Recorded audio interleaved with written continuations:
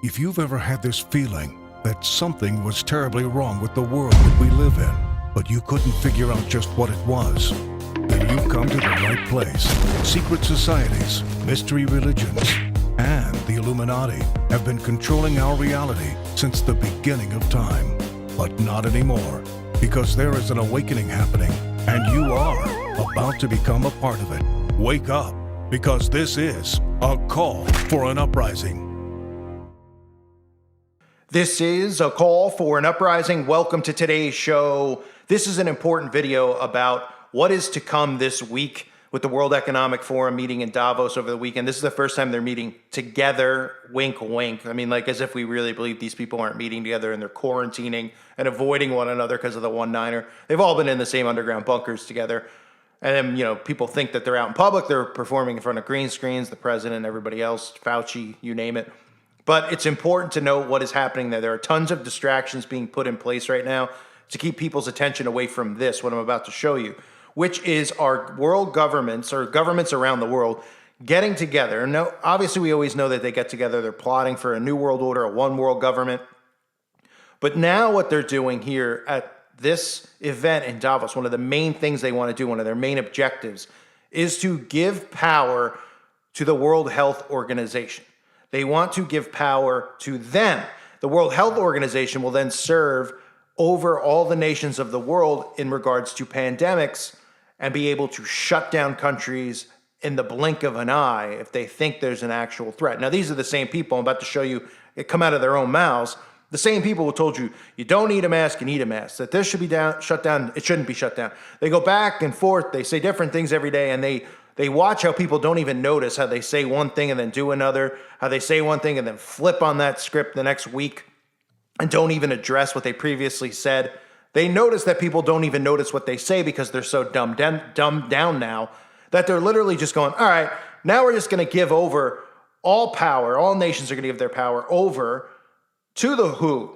So the WHO can declare emergencies in countries, and the people in the countries won't blame it on their own governments. Thus, there won't be an uprising because the government will then say, hey, the World Health Organization is an organization of doctors and scientists.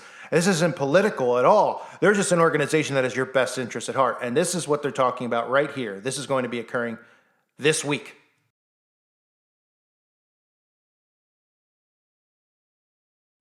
Dear colleagues and friends, as you know, there have been several reviews of the global response to the pandemic with many recommendations for strengthening global health security.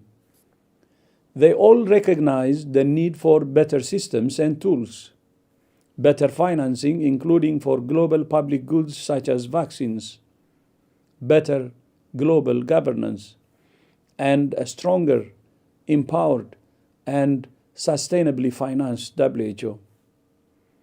To connect and underpin these ideas, I believe the time is right for an international treaty or other legally binding instrument to provide the framework for a more coherent and coordinated response to future epidemics and pandemics.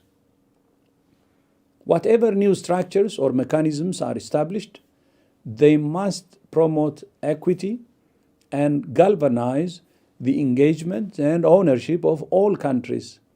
They must be multi-sectoral, involving partners from across the One Health spectrum. They must be coherent with the international health regulations. They must be rooted in the constitutional mandate of WHO.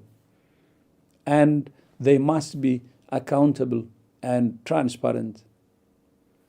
Thank you for your engagement in discussing and analyzing the legal tools available for pandemic preparedness as we prepare for the special session of the World Health Assembly in November. The pandemic has taught us many lessons. The most important is that we're one species sharing one planet, and we have no future but a shared future. I thank you.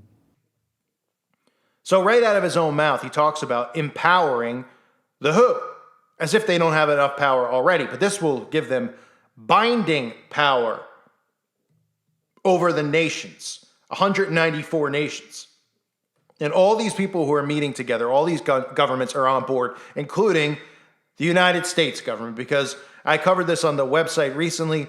Joe Biden's administration has set the stage to hand ultimate control of America's healthcare system and U.S. national sovereignty over to the WHO. In a bill from January 18, 2022, officials from the Biden administration quietly sent the WHO extensive amendments without an official statement or a single press conference. These proposed amendments are written to strengthen the organization's ability to unilaterally intervene into the affairs of nations merely suspected of having a health emergency of possible concern to other nations. So it gives them power over your freedom. They can come in and they can say, we're shutting down New York. We're shutting down Chicago. We're shutting down these targeted areas. They could put you out of business if you have a job. They could take your kids, and they can quarantine them. They are going to have full control over all if this gets passed, which of course we know they want it to get passed. And they know that they have to make sure that people aren't paying attention to this, just like the Patriot Act and other bills and other things that they've gotten passed by distracting people from what they're really trying to do, blaming the Patriot Act on, we got to watch out on airplanes. We got to watch out for, the boogeyman being in America, when the boogeyman is in America and they're your own government, the CIA and the FBI and the NSA and all these corrupt agencies, the CDC, you name it, who are doing the bidding of Satan. That's what they're doing. And people are like, that sounds insane and crazy. No, it's biblical. It's prophecy. We know that there are wicked people in high places, and you're seeing it in full effect right now. So this is extremely important. I would definitely share this with people because they need to know this. This affects everybody. Right, left, conspiracy theorists, not a conspiracy theorist. Now, if you're somebody out there, and I mean, I hate even to use the term conspiracy theorist because obviously they're taking it to a new level on TV, calling each other conspiracy theorists is like the new way of calling someone a lie. I mean, it's unbelievable. So we just call ourselves, this is just truth. This is what's going on. So it doesn't matter what side you're on and what you're into, what your preferences are, what your skin color is. This is about your own personal freedom. This is something you should fully care about because your personal freedom would be in the hands of the World Health Organization. Now, I know that there's imbeciles out there who say, that's fine. They're scientists and doctors. I will do that because it's for the betterment of society. Because they still don't realize that this is about control. It's beyond me at this point how people haven't figured out what's going on.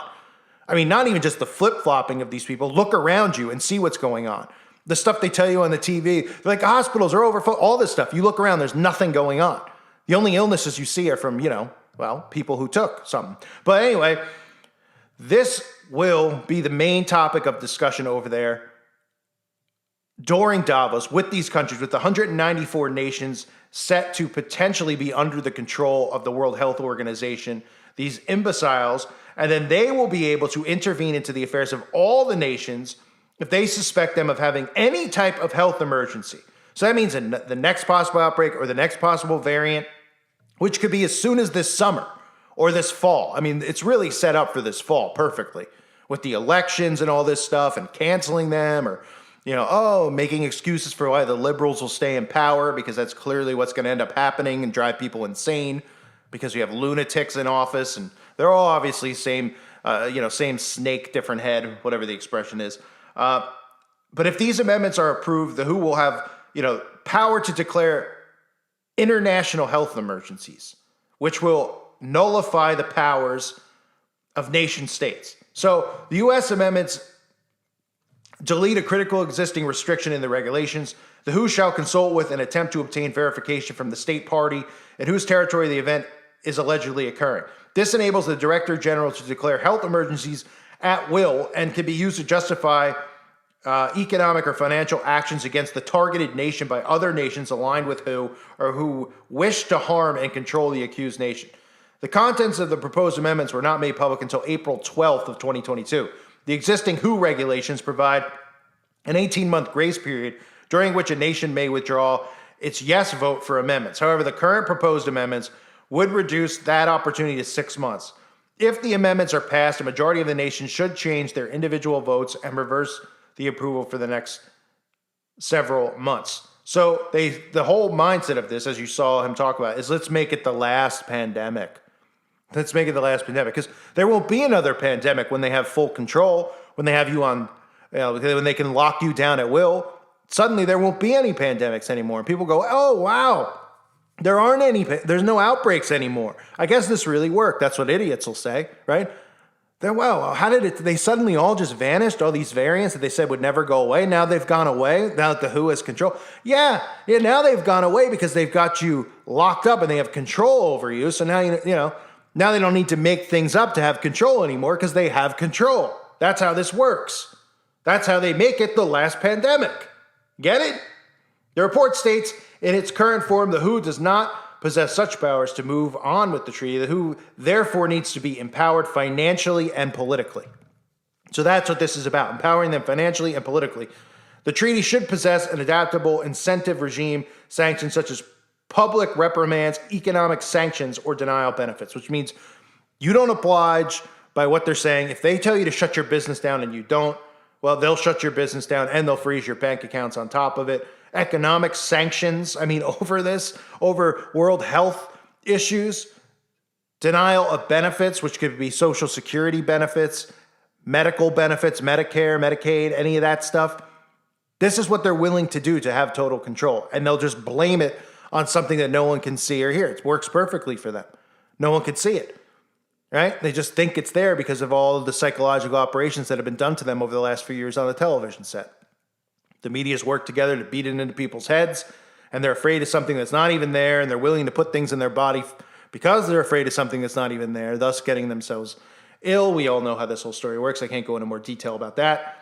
But financial and political control. Share this video with people that you know. They need to know about this. It's extremely important. And again, it's not your race, your gender, your political views, your religious views. Everything needs to be put aside when things like this come up. Do you really want to give control to the World Health Organization over your sovereignty? Think about it.